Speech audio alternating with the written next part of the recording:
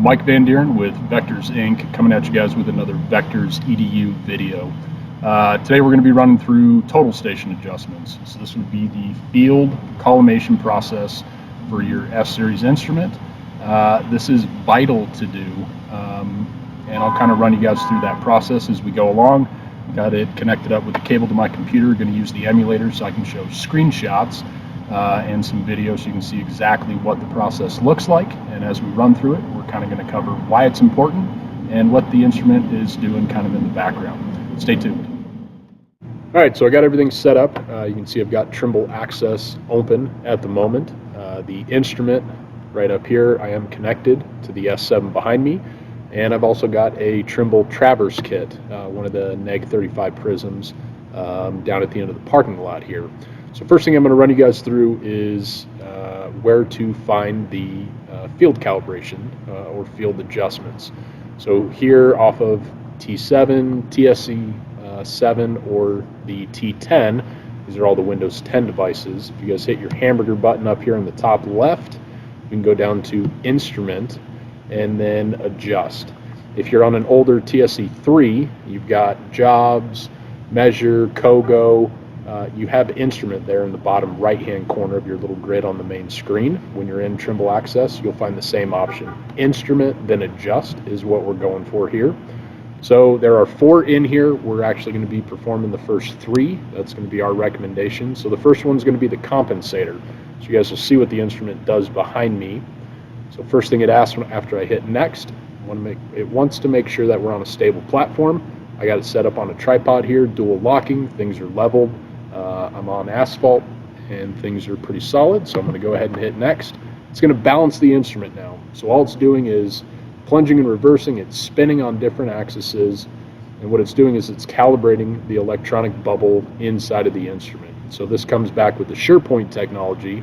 As legs settle or things start to move, we can get some compensation for that on uneven terrain or as you kind of work throughout the day. So all it's doing is spinning here behind me, and this takes about 60 seconds, and then we'll go on to the next procedure.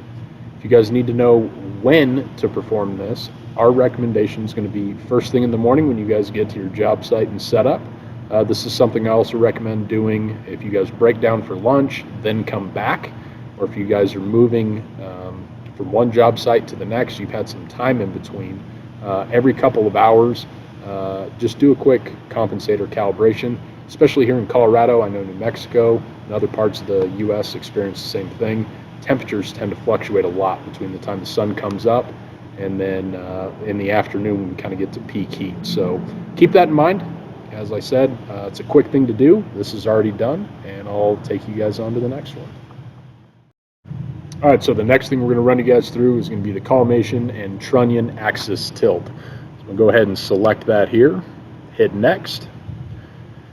So this is going to show the current values. Let's say you guys just did a annual cleaning calibration, just got your instrument back. First time you guys go to perform this, you'll see the same thing I'm seeing here. The values are 0.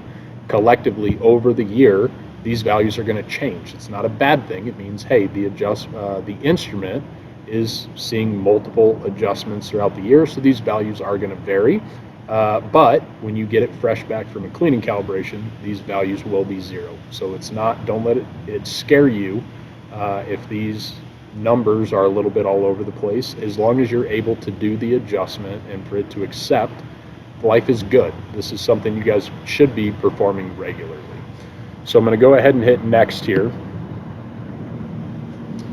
All right, so the first portion we're going to perform is going to be the horizontal. So as I'm looking down my parking lot, I've got a window down there, so kind of black or brown frame and a bunch of white brick. 600-700 feet. You guys want to pick something far away. This portion of the field adjustments is all about angular repeatability. It's what a total station is known for. So before I go in here, I'm just going to show this to you. I'm going to pull up the video on the S7. So I've got this window right down here. So what I'm gonna do is I'm gonna sight my crosshairs right in on the top right-hand corner of this window, and I'm gonna take a measurement. Okay. Then I need to move. This is the most important part. You need to move the instrument the crosshairs off of your target that you've chosen, and then you need to come back to it. So what I like doing, if this is the window here, I'll pick something high and right, low and left. You can bounce around a little bit. So on average, minimum, you guys need to do 3 observations per face. You can go up to 5, you can go up to 9, however many you choose.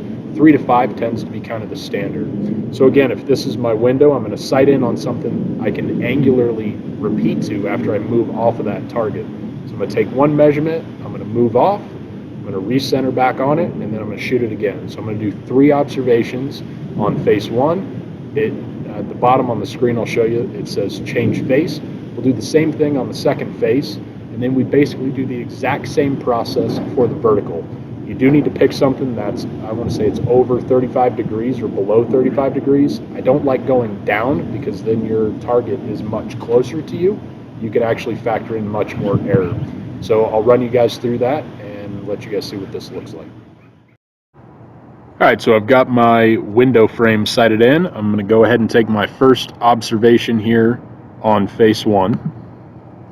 So as you can see, 1 observation is noted there on the screen. I'm going to go ahead and move off target, move back on, and then take another measurement. All right, re-sighted in, taking another measurement here. So there's 2 observations now in face 1. I'm going to repeat this one more time. All right, set it back in and last measurement. All right, so now that I have 3 observations in face 1, again, you could do 3, 5, like odd numbers. I can go ahead and hit change face down here at the bottom. Changing face. So the instrument just did a plunge in reverse, and I'm literally going to perform the exact same process. Sight in on the exact same target, take a measurement, move it off, the crosshairs off that target, move back on, hit measure, and I'm going to do this 3 more times. All right, so I've got 2 observations in, moved off, sighted back on my target, and here's the 3rd observation. Changing face. So at this point, the instrument plunges and reverses back to face 1. Changing I'll show you your difference in horizontal angle and vertical angle. And then when I hit continue, what this is telling you is, hey, we're done with the horizontal portion. Basically swiveling with gravity here. We're then going to move to our vertical portion. So this is going to be the exact same process. You've got face 1 and face 2 again. Here we need to pick a vertical target. I want to say it's above or below 35 degrees. I prefer a high target over 35 degrees. So tall building corner, anywhere where you've got good contrast, you can repeat back to that same target you've chosen to use. So I'm literally going to perform the exact same process we just went through with the horizontal. We're now going to do this with the vertical aspect, and I'll get back to you when that's finished. All right, so I've now done my 3 observations on my vertical target in face 1. I've got 2 observations in face 2, and here's my final measurement. Changing face. Just like the horizontal, it's then going to do a plunge in reverse. It shows you your values, and when I hit continue here, this is going to show me my shift from a fresh cleaning calibration or whatever you had previously applied. And here are the new values. I'm going to go ahead and accept these here. If for some reason you think you jacked something up, you can go ahead and hit repeat on the process. You can start over from scratch. This one does take a little bit of time. If you guys are seeing really odd busts in your vertical or horizontal on control points, this is the time I would recommend doing this procedure. All right, so the last one we're going to run you guys through is going to be the auto lock collimation. So down at the end of the parking lot, we've got a Trimble Traverse kit, neg 35 prism, set up on a tripod. This is a procedure you guys would probably run before doing any type of traverse work, especially where your foresight and your back sight are exactly the same piece of glass, same brand. Make sure you guys clean that glass off before you get going. What this is doing, so as the EDM comes out, it takes the measurement off of your reflective surface, prism in this instance, and then gets returned.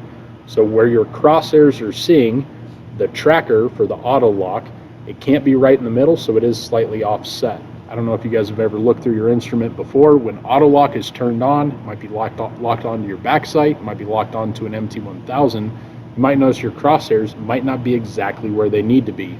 So what this procedure does, this gives you your X, Y shift to center of glass. So I'm going to sight in on this target down here, and then I'll run you guys through this. And similar as the process before, you'll see old values versus new values. These are going to move slightly throughout the year because you guys need to be doing this on a regular basis. I prefer to do this once a month, even on an MT1000. Temperature, humidity, all these different environmental factors do come into play. Again, this is a simple XY shift when auto lock is turned on that then moves you to center of glass. So I'm going to go ahead and hit next one more time. It says aim to target. It is locked on. I'm going to go ahead and hit next. It'll take its measurement. All the instrument's going to do is take an observation, do a plunge in reverse, shoot the target again. It's going to go through this a series of times.